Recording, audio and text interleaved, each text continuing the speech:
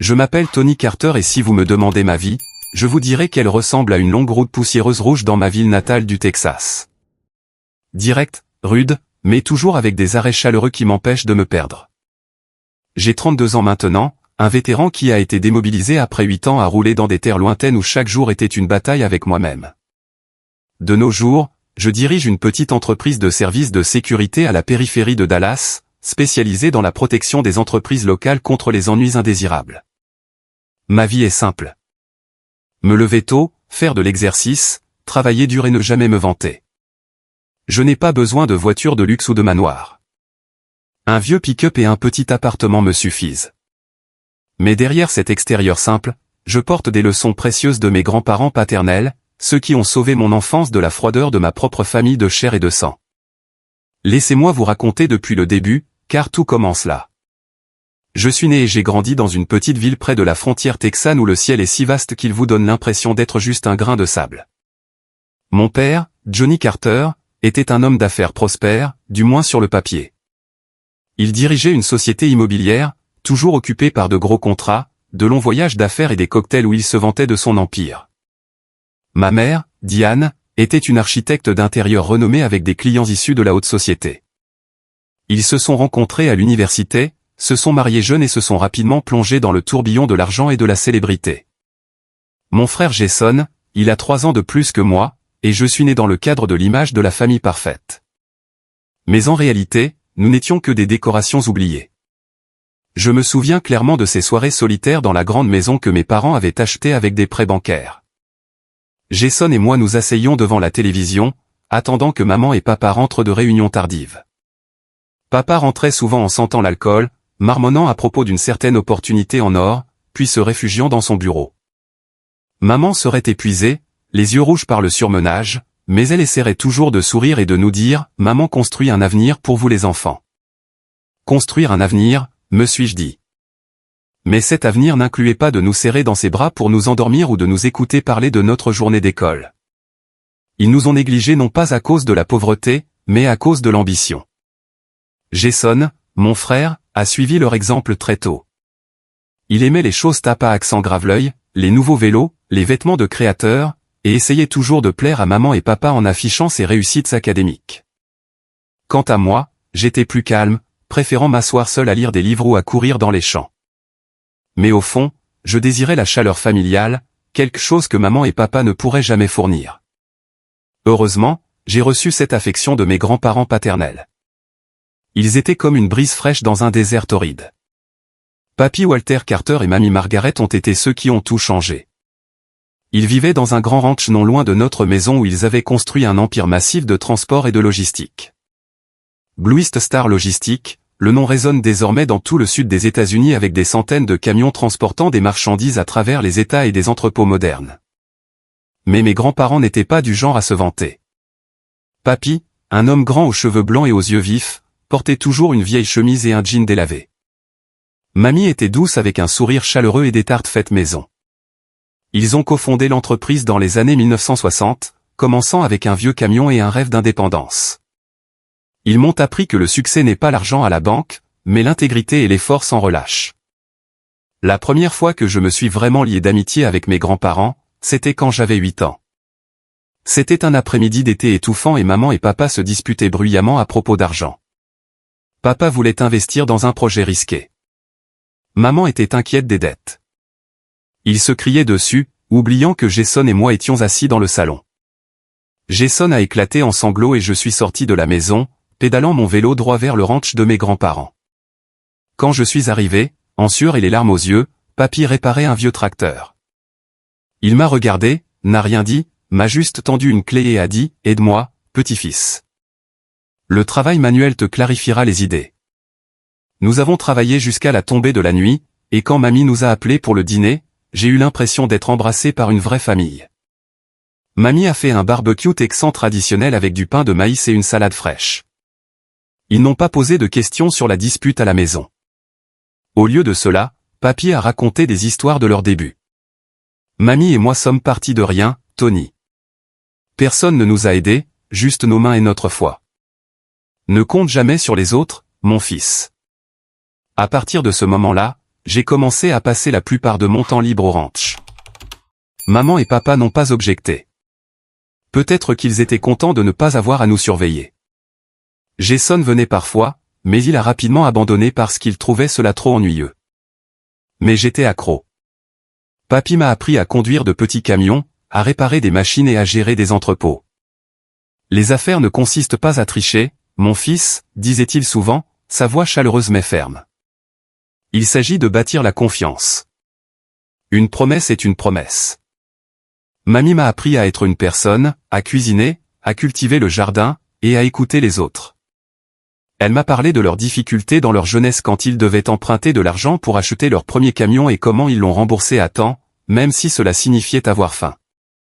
L'indépendance est la clé, Tony, a-t-elle dit.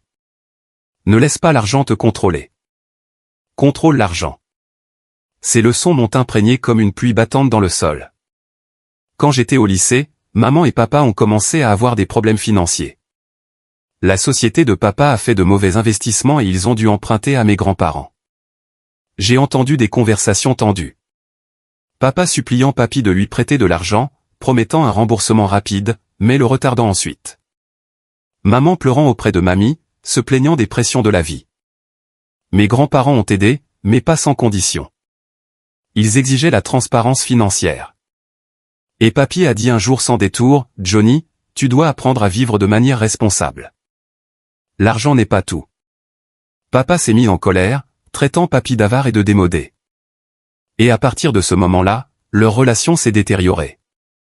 Jason, alors adolescent, a commencé à suivre l'exemple de papa. Il aimait dépenser de manière extravagante, empruntant à ses grands-parents pour des achats de luxe, mais montrant rarement de gratitude. Ensuite, il y a l'oncle Marc, le frère cadet de mon père. Mon oncle, qui est une autre histoire. Il vit loin en Angleterre, travaillant pour une société financière. Il rend rarement visite, mais quand il le fait, il apporte des cadeaux coûteux et des histoires de vie luxueuses. Je n'étais pas proche de lui. Il regardait toujours mes grands-parents avec des yeux calculateurs, posant des questions sur les actifs et l'entreprise. Papy m'a un jour murmuré, « Marc est un enfant avide, Tony. J'espère que tu ne seras pas comme ça. » J'ai hoché la tête, mais je ne comprenais pas entièrement. Ensuite, le majordome des grands-parents, M. Samuel Brox, un homme loyal d'âge moyen qui travaillait pour eux depuis plus de 20 ans, me parlait souvent de l'oncle Marc. « Jeune maître, votre oncle Marc pose beaucoup de questions sur le coffre-fort et les documents. Heureusement, vos grands-parents ont toujours des plans minutieux. » Progressivement, j'ai réalisé le contraste frappant entre mes grands-parents et le reste de la famille. Ils vivaient simplement. Le ranch était grand mais pas luxueux avec de vieux meubles pleins de souvenirs. Ils faisaient des dons à des œuvres de bienfaisance, soutenaient la communauté locale et investissaient dans l'entreprise pour créer des emplois pour des centaines de personnes.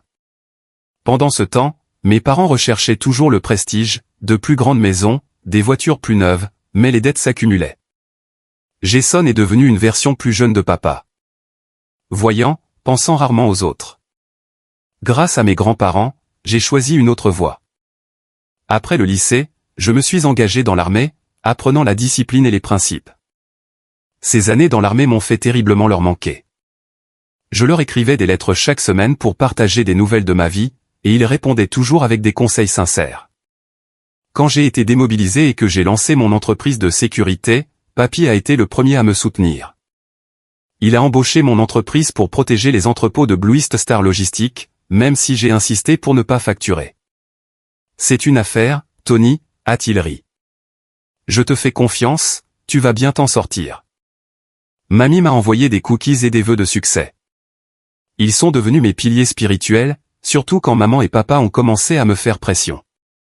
Ils voulaient que je rejoigne l'entreprise familiale, mais j'ai refusé parce que je voyais clairement la cupidité là-bas.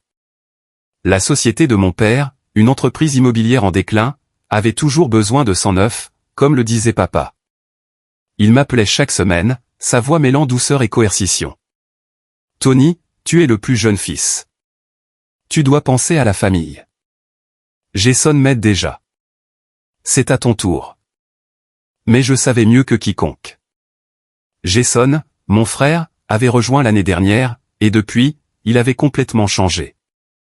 Il conduisait des voitures de luxe, portait des vêtements de créateur, mais j'avais entendu des rumeurs selon lesquelles l'entreprise sombrait dans les dettes à cause de décisions risquées. Maman et papa empruntaient de plus en plus à mes grands-parents paternels, promettant de rembourser, mais retardant toujours. J'ai refusé et chaque fois maman pleurait au téléphone, « Tu n'aimes pas la famille, Tony ? Nous avons besoin de toi. » Mon cœur me faisait mal, mais je me souvenais des mots de papy. « Ne laisse pas les émotions brouiller tes principes, mon fils ?» J'ai choisi de rester avec ma petite entreprise où tout était clair, sans les ombres de la cupidité. La vie a continué ainsi, paisible mais pleine de sens. J'appelais mes grands-parents chaque semaine pour leur parler des nouveaux contrats. Des employés que j'entraînais. Papy riait de bon cœur au téléphone. « Tu t'en sors très bien, Tony. Rappelle-toi, la sécurité ne consiste pas seulement à verrouiller les portes. Il s'agit de protéger la confiance. » Mamie s'inquiétait de ma santé, m'envoyant des photos du potager qu'elle cultivait elle-même. Il prévoyait des vacances à Hawaï, les premières depuis de nombreuses années après avoir été occupée par l'entreprise. « Nous devons nous détendre un peu », a-t-elle dit, sa voix chaleureuse. « Prends soin de toi. » J'ai hoché la tête, contente qu'ils prennent enfin du temps pour eux. Mais je ne m'attendais jamais à ce que ce soit la dernière fois que j'entendrais leur voix. Je ne m'attendais jamais à ce que, quelques jours plus tard, mon monde s'effondre. Ce matin-là, j'étais au bureau en train de vérifier les systèmes de caméra pour un client quand le téléphone a sonné. C'était papa. Sa voix tremblait, pas de chagrin, mais de panique. Tony, papy et mamie, leur avion s'est écrasé. Aucun miracle ne s'est produit. Je suis resté figé, le téléphone manquant de me glisser des mains. Mon cœur battait comme s'il était serré. Pourquoi l'avion s'est-il écrasé? Il partait en vacances, pas au combat. Je me suis précipité hors du bureau, conduisant comme un fou vers le ranch. Sur le chemin, les souvenirs ont refait surface. Les après-midi à réparer le tracteur avec papy. Les tartes que mamie préparait, leur sourire quand je parlais de l'armée. Les larmes brouillaient ma vision, mais je serrais les dents, me disant de rester forte. C'est ce qu'il m'avait appris. Quand je suis arrivé, le ranch était rempli de monde. Maman était assise dans un coin, en sanglots. Le visage de papa était rougeau, il faisait les 100 pas tout en parlant au téléphone avec des avocats. Jason se tenait silencieusement dans un coin, le visage pâle, mais ses yeux parcouraient la maison comme s'il calculait secrètement. L'oncle Marc, le frère cadet de papa, vivant en Angleterre, est revenu dès qu'il l'a appris. Papa m'a dit de le chercher à l'aéroport. Quand je suis arrivé, il était assis dans la salle d'attente avec une grosse valise à côté de lui. Me voyant, il s'est approché pour un câlin maladroit et a dit « C'est horrible, Tony, mais tu dois être fort. Nous devons être forts et unis. » Cela semblait émouvant, mais j'ai quand même détecté la fausseté dans sa voix. Quand ils étaient vivants, ils venaient rarement, ne téléphonaient que de temps en temps pour demander des comptes. Et je savais qu'ils revenaient cette fois non seulement pour les funérailles, mais dans le but d'obtenir leur fortune colossale. Les funérailles ont été arrangées rapidement selon leurs souhaits. Simple, à l'église locale. Des centaines sont venus, employés de l'entreprise, amis, voisins. Ils ont partagé des histoires sur eux. Comment papy a aidé les agriculteurs locaux. Comment mamie a organisé des œuvres de charité pour les enfants pauvres. Je me tenais près des cercueils, les poings serrés, essayant de retenir mes larmes. Papa a pris la parole, la voix stridente. Mes parents étaient de grandes personnes laissant un héritage pour la prochaine génération. Mais je l'ai vu jeter un coup d'œil à Jason et à l'oncle Marc comme s'il leur murmurait quelque chose. Maman a pleuré sincèrement, mais en mélangeant des questions sur les biens. L'oncle Marc a légèrement demandé au majordome, Samuel, la clé du coffre-fort. L'atmosphère des funérailles était lourde, non seulement à cause du chagrin, mais aussi à cause des ombres qui rôdaient. Quelques jours après les funérailles, nous avons été convoqués au bureau de l'avocat. C'était un vieux bâtiment dans le centre-ville de Dallas, sentant le papier et le café éventé. L'avocat Matthew, un homme d'âge mûr avec des lunettes épaisses, un vieil ami de papy, nous a accueillis gravement. Nous nous sommes assis autour de la table de conférence, moi, maman et papa, Jason, oncle Marc, et le majordome Samuel, invité en tant que témoin. Mon cœur battait la chamade, pas à cause de l'anticipation d'un héritage auquel je n'avais jamais pensé, mais par inquiétude quant au respect de leur volonté. Papa s'est assis droit, les yeux brillants. J'espère que le testament est juste. L'oncle Marc a hoché la tête, les poings serrés comme s'il était prêt à se battre. L'avocat Matthew a ouvert l'enveloppe, sa voix calme. Le testament a été rédigé il y a 2 ans, mis à jour pour la dernière fois il y a 6 mois. M.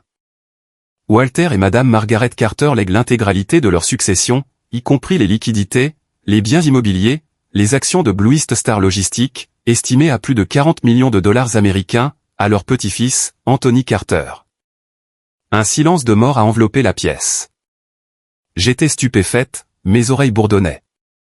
Tout cela, je n'en avais jamais rêvé. Papa s'est levé d'un bond, le visage violet de rage. Quoi? C'est absurde, Tony. As-tu manipulé? Maman a éclaté en sanglots. Mon fils, qu'as-tu fait? Jason me lançait un regard de haine. Combien de fois t'es-tu faufilé pour les voir? Les as-tu convaincus? L'oncle Marc a ricané. Ça doit être une erreur. Il faut vérifier à nouveau. Je suis restée assise là, le cœur battant, me sentant comme si j'avais reçu un coup de poing dans la poitrine. Je n'avais manipulé personne.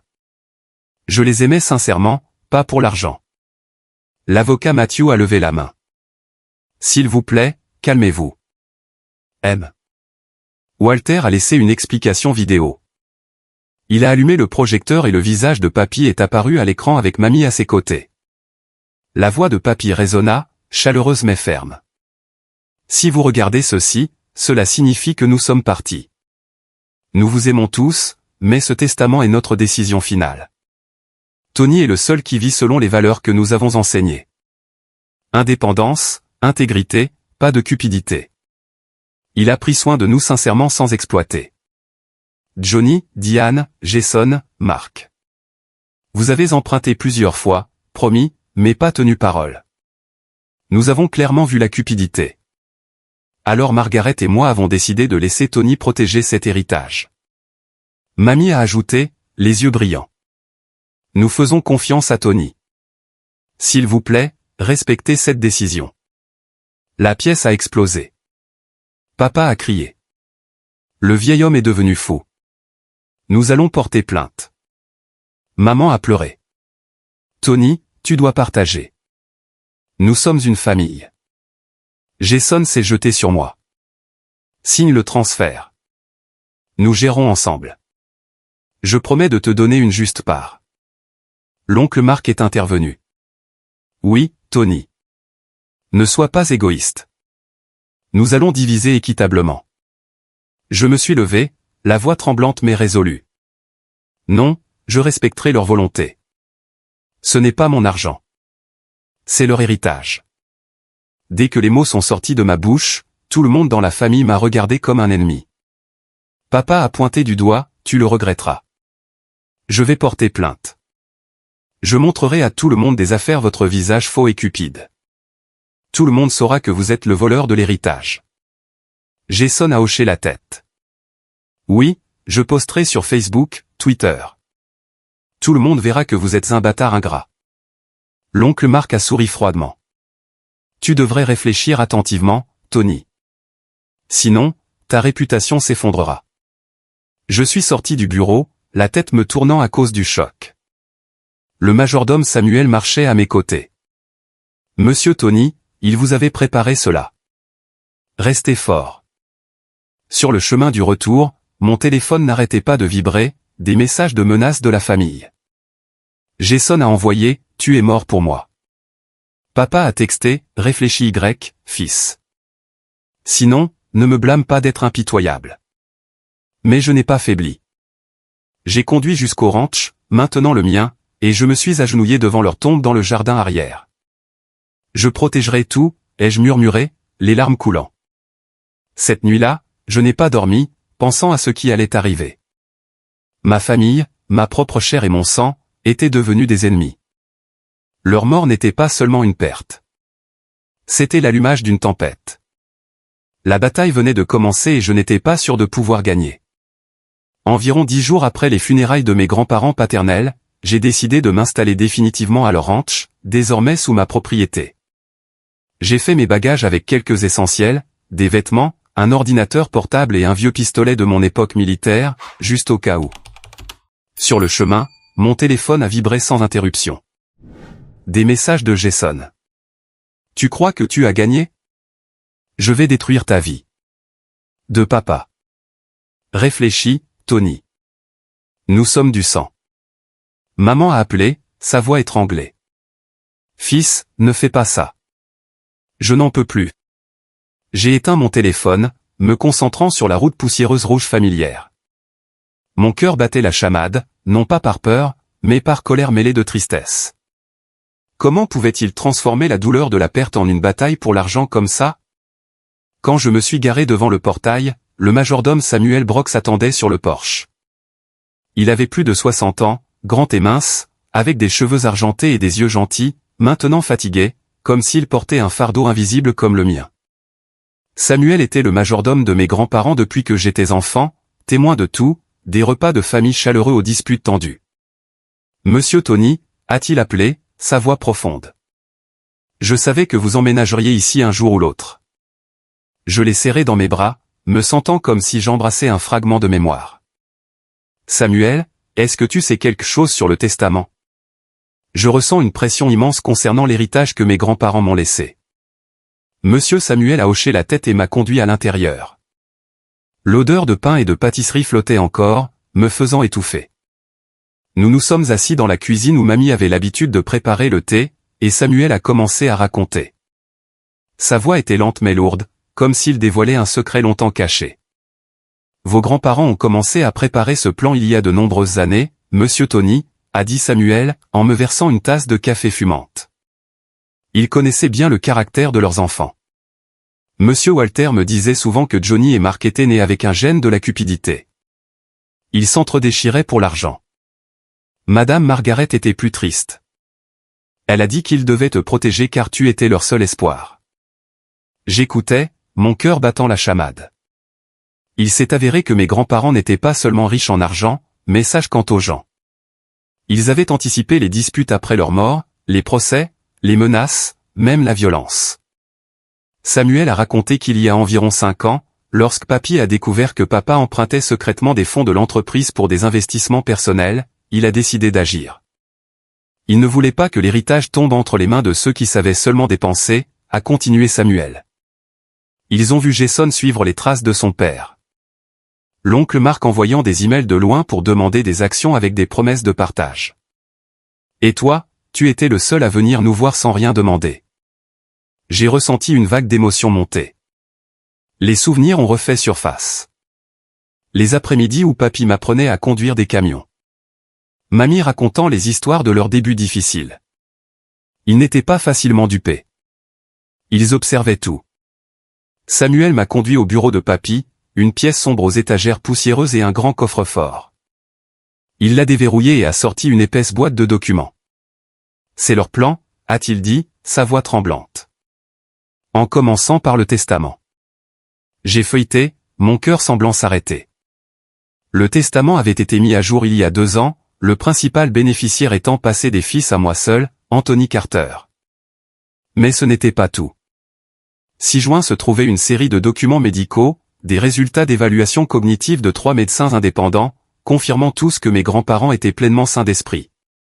Samuel a expliqué, avec ces documents, votre famille ne peut pas les accuser d'être séniles ou fous lors du transfert des actifs à votre nom. Ils étaient complètement sains d'esprit lors de la modification du testament. Je me suis affaissé sur la chaise, mes mains tremblant alors que je tenais les papiers, l'anxiété mêlée à la gratitude. Avait-il pensé à tout cela? J'imaginais qu'il rendait visite au médecin, plaisantant, mais sérieux. Nous avons besoin de ces papiers pour protéger notre petit-fils. Samuel a continué, ce n'est que le début. La partie la plus importante est la fiducie de protection des actifs. Il m'a tendu une épaisse pile de documents remplis de clauses juridiques. J'ai parcouru, essayant de comprendre. Mes grands-parents avaient transféré la plupart de leurs actifs dans cette fiducie il y a 3 ans, liquidités, biens immobiliers comme le ranch et les entrepôts, actions de Blue East Star Logistics, d'une valeur totale de plus de 40 millions de dollars. J'étais l'unique bénéficiaire, mais pas pour dépenser librement. La fiducie stipulait clairement, je ne pouvais retirer de l'argent ou utiliser les actifs que selon les objectifs qu'ils avaient fixés, maintenir et développer l'entreprise, faire de la charité pour les nécessiteux, entretenir la maison, soutenir la communauté locale. Pas de vente de terrain, pas d'investissement risqué, et absolument aucun transfert à quiconque, sauf si cela correspondait aux objectifs de la fiducie. Cela vous protège des pressions, a dit Samuel, ses yeux s'illuminant. Votre famille ne peut pas vous forcer à signer quoi que ce soit car vous ne possédez rien directement. La fiducie est supervisée par un conseil, y compris l'avocat Matthew et quelques associés de longue date. Si vous êtes tenté ou menacé, ils interviendront. J'ai poussé un soupir de soulagement, mais j'ai aussi ressenti le poids. Ce n'était pas mon argent. C'était un héritage à protéger. J'imaginais maman et papa débarquer pour mendier. Juste une partie, Tony. Mais maintenant, j'avais une raison légitime de refuser. Pas par égoïsme, mais par respect pour mes grands-parents. Samuel a souri tristement. Ils savaient que tu n'en abuserais pas. Ils ont dit que Tony utiliserait l'argent pour le bien, contrairement aux autres.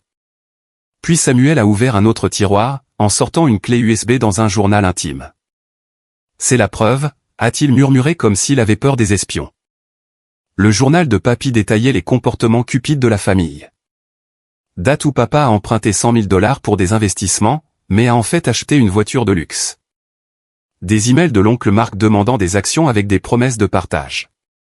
Des messages que Jason a envoyés à mamie demandant de l'argent pour un nouveau téléphone et oubliant de la remercier. Et des vidéos de caméras de sécurité, des scènes de papa se disputant avec papy pour de l'argent, le traitant d'avare. J'ai regardé, mon cœur se serrant, ma propre chair et mon propre sang. Comment pouvait-il être comme ça? Ils les ont gardés pour les rendre publics si nécessaire, a dit Samuel. S'ils vous poursuivent en justice ou vous diffament, utilisez ceci. Cela mettra fin à tout. La tension est montée alors que je pensais au jour à venir. Mon téléphone a vibré à nouveau. Un appel d'un numéro inconnu, probablement un journaliste local informé par Jason. J'ai éteint mon téléphone, me concentrant sur Samuel. Y a-t-il autre chose? Ai-je demandé, la voix rauque.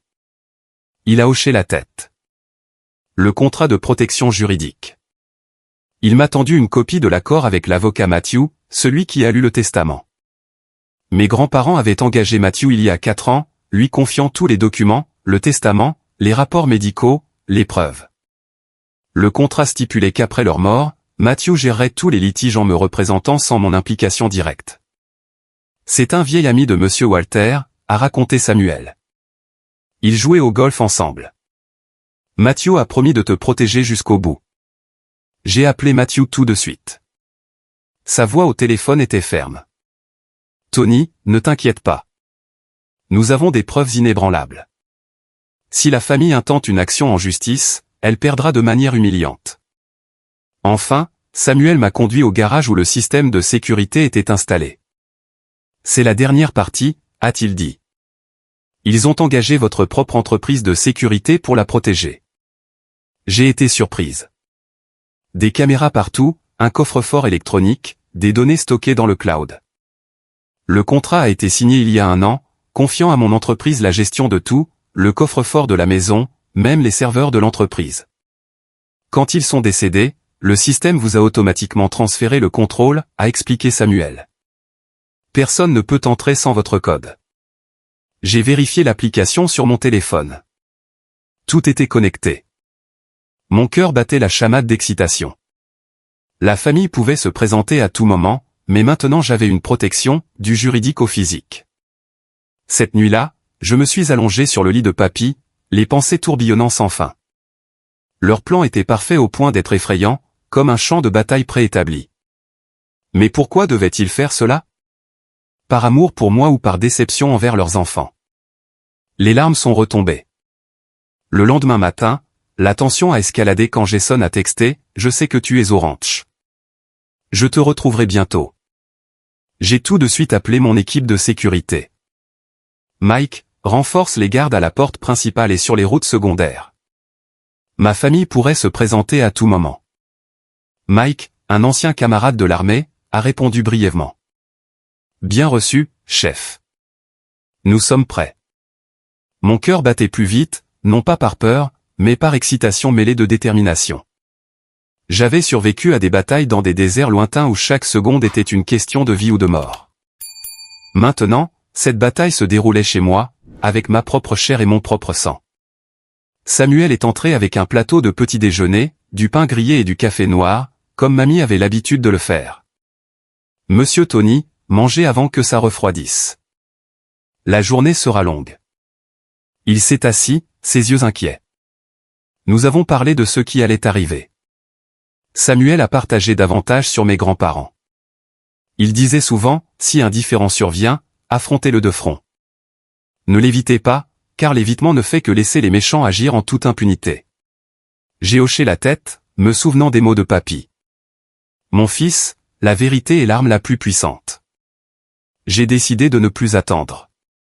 Si la famille voulait récupérer les actifs, j'allais transformer leur arrivée en une confrontation publique. Pas d'évitement, mais frapper directement à la source. J'ai immédiatement appelé l'avocat Matthew. Matthew, ma famille s'apprête à venir au ranch. Je veux organiser une réunion, pas seulement des disputes à vide, mais avec des témoins. Il a accepté tout de suite. Bien, Tony. J'apporterai tous les documents. Je connais un juge à la retraite, Monsieur Harlon, un vieil ami de Monsieur Walter. Il peut agir comme arbitre neutre. Je l'ai remercié, mon cœur se sentant un peu plus léger. Ensuite, il y a eu le shérif local, Monsieur Ramirez, quelqu'un que mes grands-parents avaient aidé lors de la construction de la caserne de pompiers locale. Tony, j'enverrai 2 agents au cas où les choses dégénéreraient, a-t-il dit, sa voix calme. Puis les témoins, quelques employés de longue date de Blue East Star Logistique, qui avaient vu papa emprunter de l'argent, et Samuel, bien sûr. Enfin, j'ai contacté les médias locaux, un journaliste du Dallas Morning News et une chaîne de télévision locale. C'est une histoire de différend successoral avec des preuves de cupidité, ai-je dit. Ils ont accepté de venir car les nouvelles sensationnelles sont toujours attrayantes. Les préparatifs ont pris toute la matinée. Je faisais les 100 pas dans la maison, vérifiant les systèmes de sécurité via l'application. Chaque angle était couvert. La porte principale, le garage, même le jardin arrière où se trouvaient les tombes de mes grands-parents. Mon personnel a installé des capteurs de mouvement supplémentaires, et Mike a rapporté, chef, s'ils essaient de pénétrer par effraction, l'alarme retentira. Je me sentais comme si je me préparais pour un véritable champ de bataille. Pas avec des armes et des balles, mais avec la vérité et la légalité. Mais au fond, j'étais triste. Comment les choses en étaient-elles arrivées là? Je me souvenais de mon enfance quand Jason et moi jouions au ranch, et que mes grands-parents riaient joyeusement. Maintenant, Jason était devenu un ennemi, prêt à me retrouver pour réclamer de l'argent. Vers midi, mon téléphone a vibré sans arrêt. Maman a appelé, Tony, fils, parlons-en. Je ne veux pas de poursuite judiciaire. Sa voix était faible, mais je savais qu'il y avait derrière la pression de papa et de Jason. Maman, si tu veux parler, viens au ranch. Mais tu dois respecter le testament, a-t-elle pleuré. Tu es trop têtu. Nous sommes une famille. J'ai raccroché, le cœur me faisant mal. L'oncle Marc a envoyé un email. Il n'était pas encore retourné en Angleterre, mais est resté à Dallas. Tony, ne complique pas les choses. Rencontrons-nous. Divisons équitablement. Équitablement? J'ai souri amèrement. Qu'est-ce qui était équitable quand ils avaient emprunté des centaines de milliers à mes grands-parents sans rembourser? Puis ils sont arrivés. Vers 15 heures, j'ai vu à travers les caméras, 2 voitures garées devant le portail, la voiture de maman et papa et la voiture de location de l'oncle Marc avec Jason à l'arrière. Ils sont sortis, les visages rougis par la colère. Papa a crié à travers le portail, « Ouvre le portail, Tony. Nous devons parler. » Jason a frappé à la porte de fer. « Ne sois pas un lâche. Sors. » Maman se tenait derrière, les yeux rouges. L'oncle Marc était plus calme, mais ses yeux étaient calculateurs. Le personnel de sécurité les a bloqués. Veuillez patienter. Le propriétaire va l'ouvrir. J'ai pris une profonde inspiration et j'ai appuyé sur le bouton de la télécommande pour ouvrir le portail. Ils sont entrés comme un ouragan, se dirigeant droit vers la maison. Samuel les a accueillis sur le porche. Veuillez venir au salon. Je me tenais là, les poings serrés, essayant de rester calme. Ils se sont assis sur le canapé où mes grands-parents avaient l'habitude de recevoir des invités. Papa a commencé tout de suite. Tony, pour qui te prends-tu? Ce testament est falsifié. Nous allons porter plainte et tu perdras tout. Jason a sauté, oui, j'ai posté là-dessus en ligne. Tout le monde t'appelle le voleur d'héritage. L'oncle Marc a souri. J'ai des avocats en Angleterre. Nous pouvons faire traîner cela pendant des années, Tony. Pourquoi ne pas signer le transfert? Nous gérons ensemble. Divisons équitablement. Maman a pleuré. Tony, pense à ta mère. L'entreprise de papa a des dettes. Nous avons besoin de l'argent. Je les ai regardés, mon cœur se tordant. C'était ma famille, les gens qui avaient autrefois partagé des repas, mais maintenant je ne voyais que la cupidité. Je n'ai pas répondu tout de suite. Au lieu de cela, j'ai dit, très bien, mais nous allons parler ouvertement. J'ai ouvert la porte arrière et tout le monde est entré. L'avocat Matthew avec sa mallette de documents. Le juge Harland, un vieil homme grand aux cheveux argentés. Le shérif Ramirez avec 2 officiers. Les témoins de l'entreprise. Et les journalistes avec leurs appareils d'enregistrement. Le salon est soudainement devenu bondé. Ma famille était stupéfaite. Papa bégaya. Qu'est-ce que c'est? Tu as appelé tout le village. Le visage de Jason est devenu pâle. Tu joues salement. Je me tenais au milieu, ma voix ferme. Je ne joue pas salement. C'est une confrontation. Mes grands-parents ont préparé des preuves et aujourd'hui tout le monde va les entendre. Matthew a commencé. Selon le testament et la fiducie, Tony est le bénéficiaire légal. Toutes les accusations d'insanité sont invalides grâce aux rapports médicaux. Monsieur Harland a hoché la tête. Je l'ai examiné. Le testament est solide. Puis ce fut mon tour. J'ai ouvert mon ordinateur portable, le connectant au grand écran, un appareil que papy utilisait pour les réunions d'entreprise. Maintenant, voyons les preuves qu'ils ont laissées. Mon cœur battait la chamade, excité comme avant une bataille. J'ai joué la première vidéo, une scène de papa se disputant avec papy il y a 2 ans. Tu es avare, tu prêtes de l'argent et tu demandes des intérêts. Le visage de papa est devenu violet. C'est privé. Mais j'ai continué, et voici le prêt de 150 000 $. Et papa a promis de rembourser en 6 mois, mais 2 ans plus tard, pas une trace. J'ai lu un email à voix haute. Johnny a emprunté pour un investissement immobilier mais a en fait acheté une voiture pour Jason. Jason s'est levé en sursaut. Mensonge, mais j'ai joué le message qu'il avait envoyé à mamie. Mamie, donne-moi 5 000 $ pour un téléphone. J'ai promis de rembourser, et la facture montrait qu'il ne l'avait pas fait. Maman a pleuré plus fort. Arrête, Tony. J'ai secoué la tête. Pas encore fini. L'oncle Marc a une conversation enregistrée avec toi. Quand il meurt, nous partagerons les actions équitablement. Le visage de l'oncle Marc est devenu vert. Tu m'espionnes?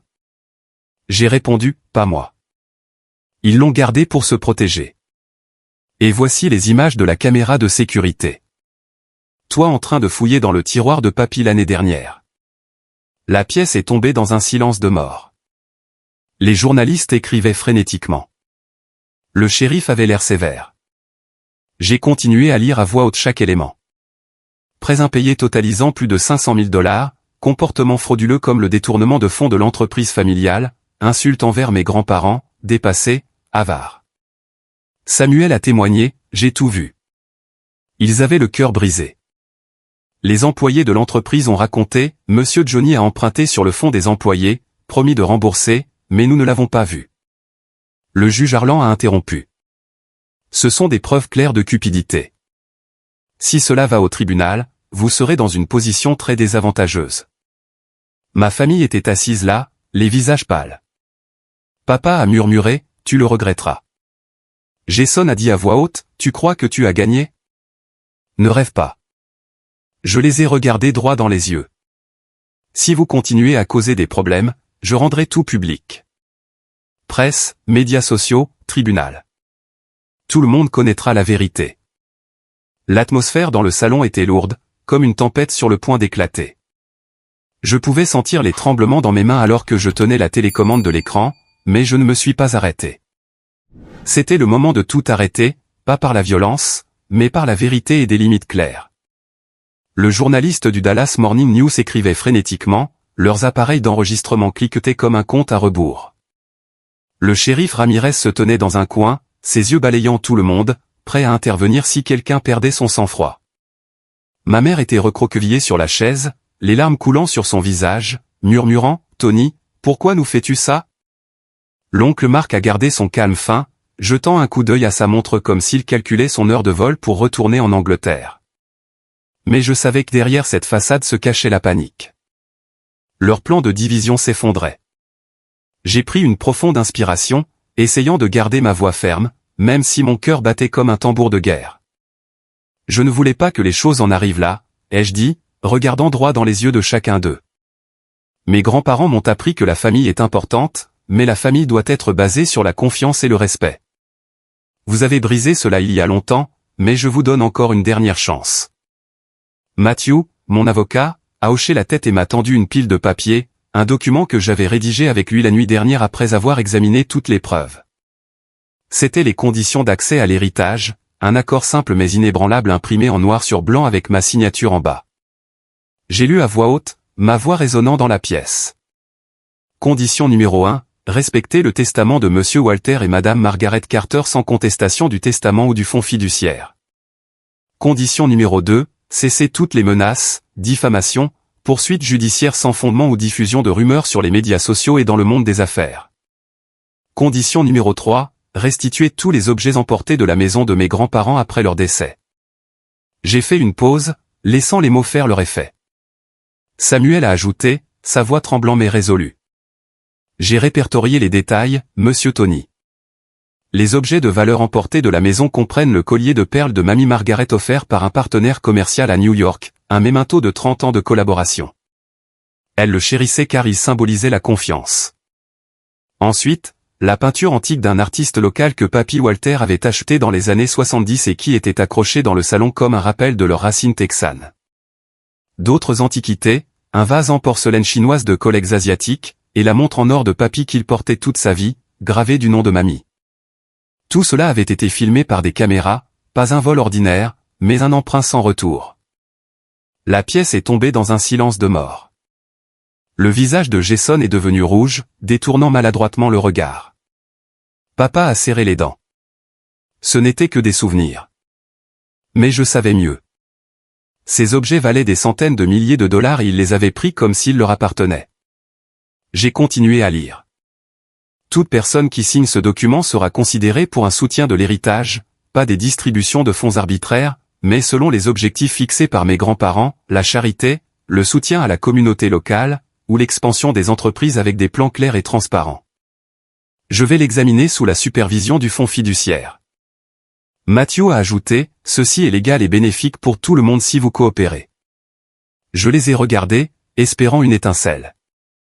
Peut-être que maman signerait ou que l'oncle Marc reconsidérerait. Mais alors, la partie la plus importante, toute personne qui ne signe pas sera complètement exclue. Pas d'entrée au ranch, pas de contact avec Blue East Star Logistique, pas un sou de l'héritage. Et j'utiliserai toutes les preuves, journaux intimes, vidéos, emails pour intenter une action en justice, y compris pour vol de biens. Mon cœur battait plus vite, attendant avec anxiété leur réaction. C'était une épée à double tranchant, leur offrant une issue, mais aussi la limite finale. Le journaliste a demandé, « Monsieur Tony, ce document a-t-il une valeur juridique ?» Matthew a hoché la tête. « Oui, et nous le notarierons aujourd'hui si nécessaire. » Ma famille échangeait des regards, murmurant. Maman a pris le papier, ses mains tremblant. « Tony, maman peut signer. »« Je ne veux pas te perdre. » Mais papa l'a repris. « Ne fais pas ça, Diane. C'est un piège. Nous n'avons pas besoin de supplier ce petit merdeux. » Jason s'est levé en sursaut. « Je ne signerai pas. Tu crois que j'ai besoin de ton argent de charité ? Je m'en sortirai tout seul. » L'oncle Marc a souri froidement. Tony, tu es trop naïf. Je vais porter plainte depuis l'Angleterre, et nous verrons qui gagne. Ils ont refusé. Maman, papa et Jason sont sortis en trombe de colère sans dire au revoir. Papa a claqué la porte si fort que le verre a vibré. Tu seras seul à vie, Tony. Jason s'est retourné et a crié, attends un peu. Je vais détruire ta réputation. Maman m'a jeté un dernier regard, les larmes coulant. Fils, avant d'être entraîné. L'oncle Marc est parti calmement vers sa voiture, mais ses yeux promettaient vengeance. Le salon est soudainement devenu vide, avec seulement le soupir de Samuel et le journaliste qui griffonnait. Le juge Harland m'a tapoté l'épaule. Tu as fait ce qu'il fallait, Tony. Ils ont choisi leur propre chemin. Mais mon cœur était lourd. Ce n'était pas une victoire, mais une perte. La famille brisée, et c'était moi qui tenais le couteau. Je n'ai pas attendu. Cet après-midi même, je suis allé au bureau du shérif Ramirez. Je veux déposer une plainte, ai-je dit, en lui tendant le dossier que Samuel avait préparé. Une liste des objets manquants. Des vidéos de caméra montrant Jason emportant le tableau. Papa attrapant la montre. Maman portant le collier de perles hors de la maison après les funérailles. C'est du vol de biens, ai-je expliqué, la voix rauque. Ramirez a hoché la tête. Nous nous en occuperons. Avec ces preuves, l'affaire sera résolue rapidement.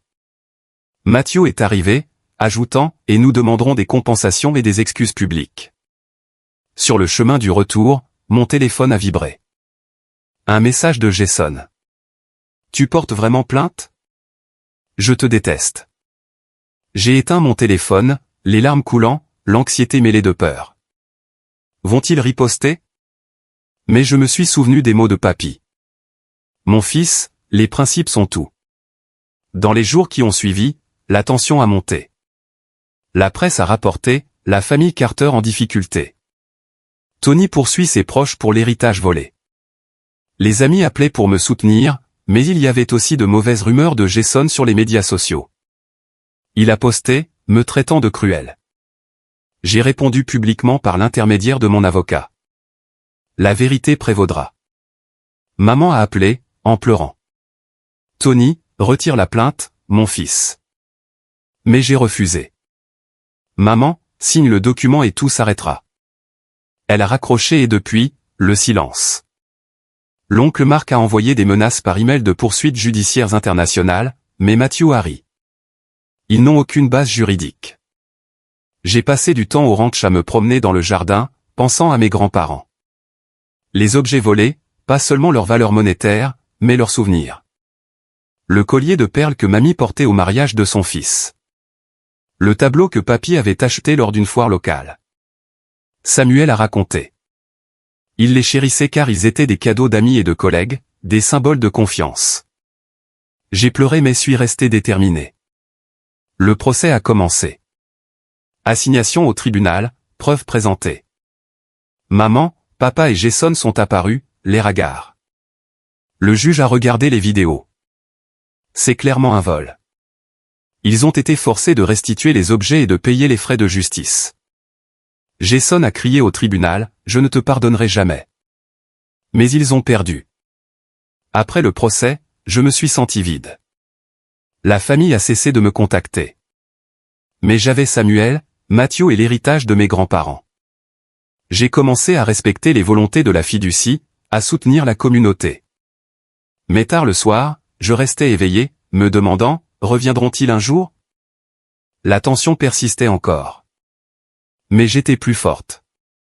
C'était la leçon. La famille, ce n'est pas le sang, mais le choix. Dans les jours qui ont suivi le procès, le ranch est devenu mon sanctuaire. Pas seulement une maison, mais un rappel vivant de mes grands-parents.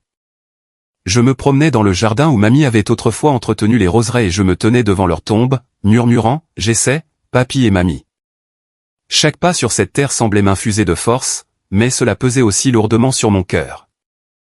Les objets volés, le collier de perles, le tableau ancien, la montre en or avaient été renvoyés par la poste, accompagnés d'un bout de papier de Jason.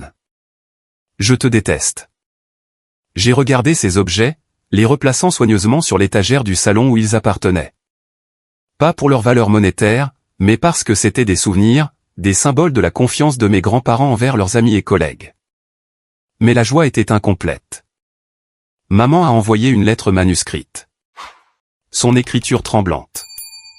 Mon fils, je le regrette. Mais elle n'a pas signé le document de condition, et je savais que le regret n'était que des mots prononcés par désespoir. J'ai décidé de ne pas laisser le chagrin me noyer. Mes grands-parents avaient laissé le fonds fiduciaire, non pas pour que je vive dans le regret, mais pour créer quelque chose de bon. Un matin, je me suis assise avec Samuel et Mathieu dans le bureau de papy, discutant de l'avenir. Nous devons honorer leur volonté, ai-je dit, ma voix résolue. Ils voulaient que cette succession aide les autres, les vétérans, les étudiants pauvres, les employés de l'entreprise. Mathieu a hoché la tête, feuilletant les documents de la fiducie. 20% des bénéfices annuels pour la charité, 30% pour maintenir Blue East Star Logistique, le reste pour l'entretien des propriétés et les investissements contrôlés. Comment veux-tu commencer? J'ai immédiatement pensé à mes années militaires. Les camarades qui ont eu du mal après leur démobilisation, sans abri et sans emploi, et les enfants de la ville qui marchaient des kilomètres pour aller à l'école parce que leur famille ne pouvait pas payer le transport. Créons une fondation, ai-je dit. La fondation Walter et Margaret Carter pour les vétérans, les étudiants pauvres et les employés de l'entreprise. Samuel a souri, ses yeux s'illuminant. Excellente idée, monsieur Tony. Il serait fier. Nous nous sommes mis au travail immédiatement. Mathieu a contacté des experts financiers pour établir la fondation, en veillant à ce que toutes les dépenses soient transparentes et conformes aux objectifs. J'ai passé toute la semaine à rencontrer les employés de Blue Star Logistique, ceux qui avaient travaillé pour mes grands-parents pendant des décennies. Ils ont partagé des histoires sur papy qui payait toujours les salaires à temps et sur mamie qui organisait des fêtes de Noël pour les familles des employés. Nous te faisons confiance, Tony, a dit un chef d'entrepôt. Tu es comme monsieur Walter. Sévère mais juste. J'ai souri, mais mon cœur était lourd. Je ne voulais pas être juste un héritier. Je voulais amplifier leur valeur. La fondation Walter et Margaret Carter est née un mois plus tard avec une cérémonie d'inauguration juste au ranch. J'ai conservé la maison intacte. De la peinture antique au mur à la chaise où papy avait l'habitude de s'asseoir, ce n'était pas seulement une maison, mais un centre communautaire, le bureau de la fondation. Nous avons organisé le premier événement en décernant des bourses à 20 étudiants pauvres de la ville. Les enfants se tenaient dans la cour, leurs yeux brillants en recevant des livres et une aide financière. Une petite fille d'environ 10 ans m'a serré dans ses bras. Je vais étudier très dur, oncle Tony. J'ai eu la gorge nouée, me souvenant des mots de mamie. L'éducation est la porte de sortie de la pauvreté, Tony. Ce soir-là, nous avons organisé une petite fête, invitant aussi les vétérans locaux. Je me tenais parmi eux, racontant des histoires sur mes grands-parents et leurs rêves. Tout le monde a applaudi, mais mes yeux piquaient. C'était la première fois que je ressentais vraiment le sens de l'héritage. Pas l'argent, mais changer des vies. Parallèlement, j'ai développé mon entreprise de sécurité. Blue East Star Logistique avait besoin d'une meilleure protection, surtout après les menaces de ma famille.